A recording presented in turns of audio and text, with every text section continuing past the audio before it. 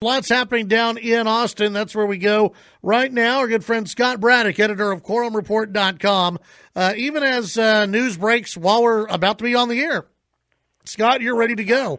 Yes. Is Seamus, by the way, is that just Rob doing an Irish voice? Or See, there you go. What? Did I crack the code? Is that what's happening? There's rumors out there that we cannot confirm, and Rob Rose denied that he is a voice of an Irish wolfhound. Is that right? Yes, it's a dog. Yes, a dog on one of our commercials, and listeners are asking, why does it sound like Rob Rowe? And so there's just a lot of rumors flying this morning that this is what happens in Lubbock, Texas. If he's going to be screening the calls, let's get him a T-shirt that says, "Call me, I'm Irish." There you go. Breaking news, you're yes. right. Texas House leaders just in the last few moments unveiling a slate of priority bills that have to do with the electricity grid in the wake of the ice storm a few weeks ago at this point. House bills 10 through 17. Including, and I'm just getting these in the inbox right now. I sent you the list, Chad, and I'm going through it to try to see what all they're doing. Some of these include things like reforming the ERCOT, the Electric Reliability Council of Texas leadership, protecting consumers, hardening facilities for extreme weather, and weatherizing our natural gas infrastructure as well. So they're taking, and that's just a few of them as I go through the list here. It looks like they're trying to do a wide-ranging, slate of reform here, and these are all standalone bills. So it's not like it's not one big omnibus package. Instead, they're going to do one-shot legislation on each of these things, and so they'll have to stand on their own. I don't see anything taking aim at wind energy or green energy, renewables, anything like that, which of course the Texas Senate has been a little bit more focused on than the House, and as you know, and we talked about a little bit last week, the Speaker of the House, Dave Phelan, has said that this could take multiple special sessions to get through all of what needs to be done, and he has said that they want to go slow and take their time because whatever they do isn't going to be simple, right? None of this is a simple fix. This is a pretty complex problem, and that's why I'm not at all surprised to see a big package of legislation being put out there rather than just one piece of legislation to try to fix what went wrong. Let's see. One of them it requires the railroad. This is HB 14 would require the Railroad Commission, which we haven't heard a lot about. I know Christy Craddock was one of those who testified, but ERCOT's been taking the hit. The PUC has been taking it on the chin. Not a lot of talk Railroad Commission wise. To adopt rules requiring gas pipeline operators to implement measures that ensure service quality and reliability during an extreme weather emergency, which covers winter and heat wave conditions. And it was interesting to a lot of folks that the Railroad Commission has sort of so far escaped any scrutiny for this. We do know that one of the big problems, one of the huge issues that led to so much suffering all across the state was that natural gas couldn't get to the plants that use natural gas to produce energy, and where the breakdown was in a lot of cases was at the wellheads. You couldn't actually get the natural gas out of the ground, and the state agency with jurisdiction at the wellhead is the Railroad Commission of Texas. And so the fact that they would be required to go forward with some rules on that, I think folks would probably think is a step in the right direction.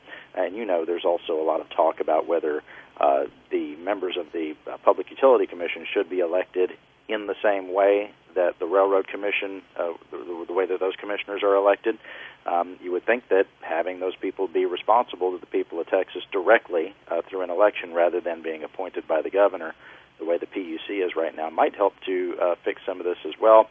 And I think that's something that's going to be up for debate. Yeah, I guess it could, but you and I both know, travel around the state and ask the average person out there, name a railroad commissioner. Or even what the Railroad Commission does. Yeah, and they would have no idea. I mean, most people would just have no clue. It would eventually get that way with ERCOT. Okay, name your representative of ERCOT. What? Name your PUC commissioner, name the ERCOT members. There's also this reform that is proposed to make sure that the ERCOT board members are actually residents of Texas. I think Kel Seliger has a bill on that. Looks like we're going to have a bill on that in the House as well. But there is an argument to be made that some of the best experts in the world for running an electric grid don't necessarily live in Texas. The flip side of that, the other argument is, of course, that those folks maybe would be more responsive to people in Texas if they have to suffer as well when there's some big problem. Yeah. There's another piece in here, would ban those variable rates like Gritty. They would ban those type of rate products. I don't know, and this is probably one of those real swift reactions because of what happened, because Gritty obviously shot up in price, and people with Gritty saw their bills go up. Before 3 weeks ago, Scott, I'm pretty sure the people who had Gritty loved it.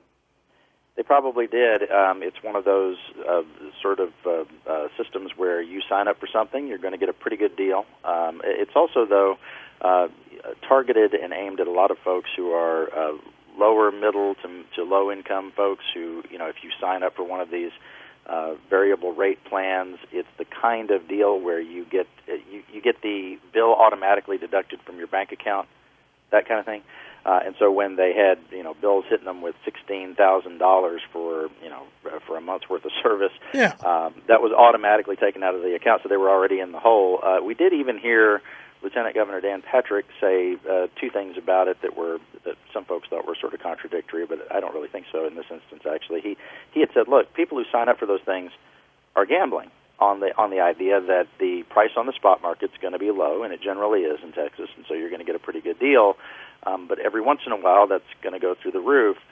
When you sign up for something like that, and you know it's going to change a little bit here and there, there's no expectation that it's going to go from." I'll just make up a number for the low end. Maybe it's $60 to $100 or something for your house, per month when the prices are low. But you don't expect that it's going to go to $10,000 or $16,000. Yeah. So Patrick had said at the same time, even though those folks had gambled, maybe they shouldn't be able to in that way. It would be. I'm trying to think of any analogy in a casino where it would be the same, where they make up, the amount that you're betting.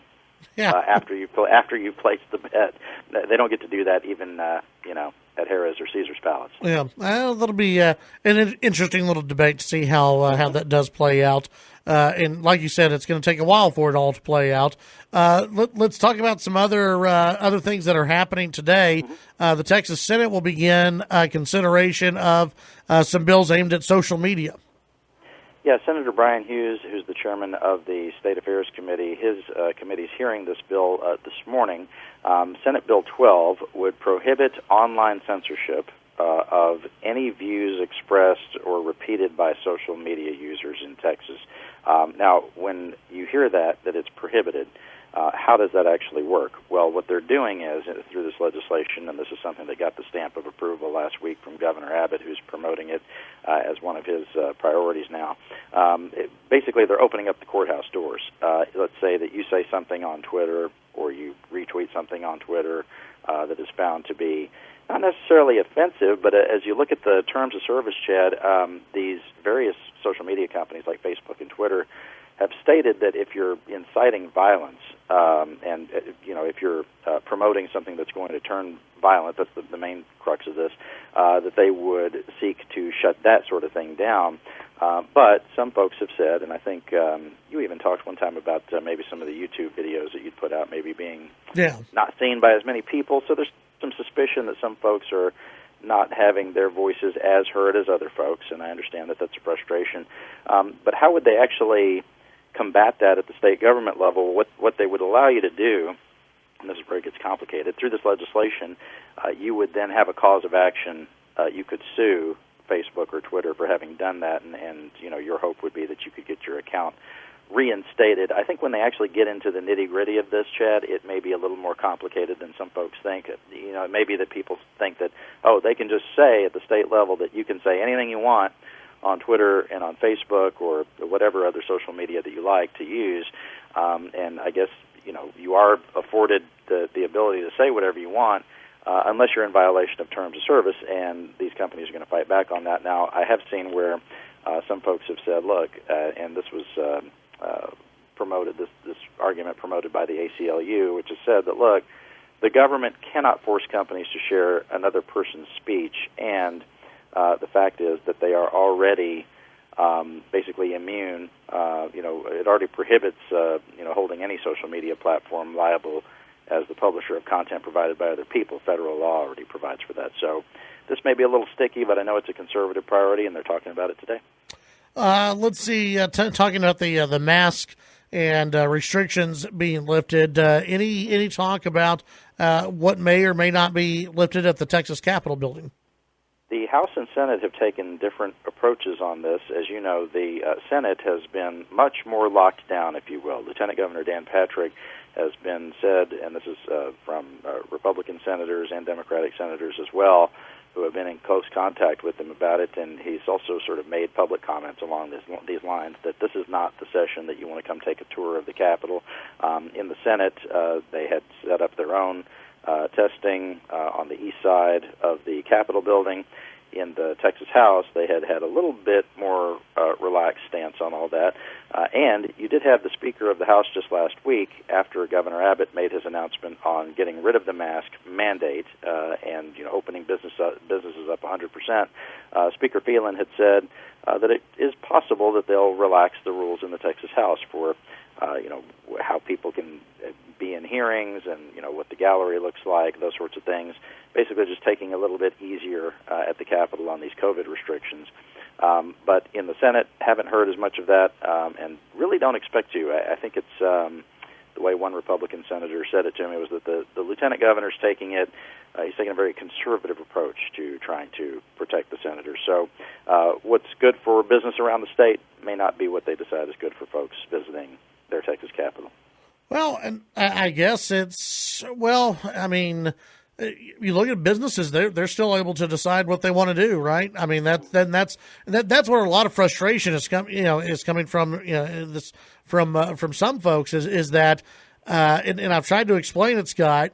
Just because, and I think our mutual friend Mark Davis is in the same boat as I am. Mm-hmm. We're not going to see a lot of changes in Texas, over the course of the next week or so. Businesses are still going to do what they want to do as far as the mask mandate goes. And Scott, I don't think we're going to see that many changes across the state of Texas.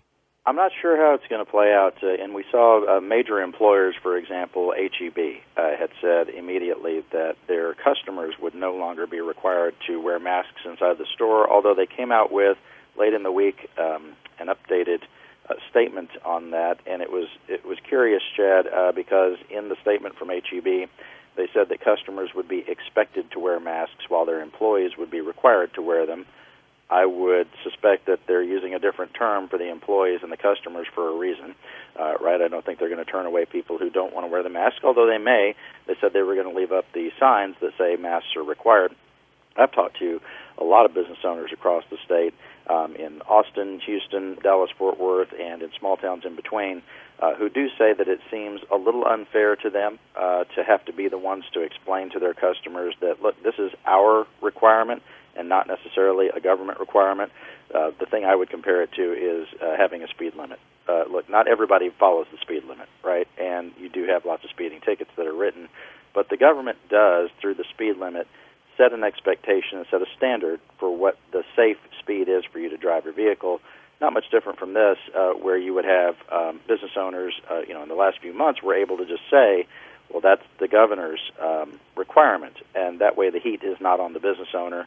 And the way one business owner said it to me was, look, if the governor was really being a leader on this, he wouldn't mind taking the heat for the decision. Instead, I'm standing behind the counter trying to sell the things that I sell, and I have to take the heat for it and turn people away if they don't want to wear the mask. I say they just blame the CDC. Blame the feds. Blame the feds. Everyone can get behind that. I think it comes down to, it's what you want to do as a business owner. It's what people want to do as a consumer, and we'll see how it plays out. I still think it's going to take a long time before you start seeing just 100% wide open, 2019, businesses again. I think it's going to take a while, and maybe some liability protection, if that's passed, that would maybe help out some of these businesses. But other than that, I think they're going to go along and play it safe. Yeah, and I think one of the things you said right there is key, is for a lot of businesses, they want to make sure that they're not going to be held liable in court for people being exposed to COVID-19. So a lot of these retailers, for example, are probably going to keep their capacity limited, although this really puts the restaurants in the most awkward position. I saw one report out of Houston where there were customers who were, cussing out the people who were working at a Mexican restaurant, calling them illegal immigrants and stuff, because they're requiring a mask, which is ridiculous.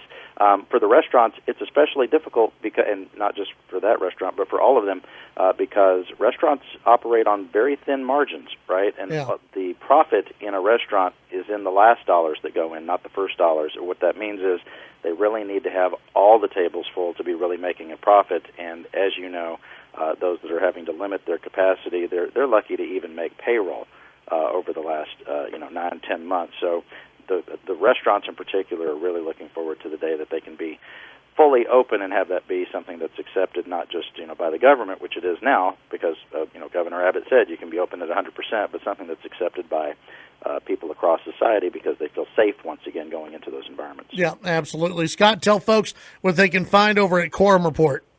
This week is going to be a substantial one at the Texas legislature. One thing we haven't gotten into yet, but I know we'll be covering in the weeks to come, is the move to try to limit liability when these big trucks get in accidents, the semis.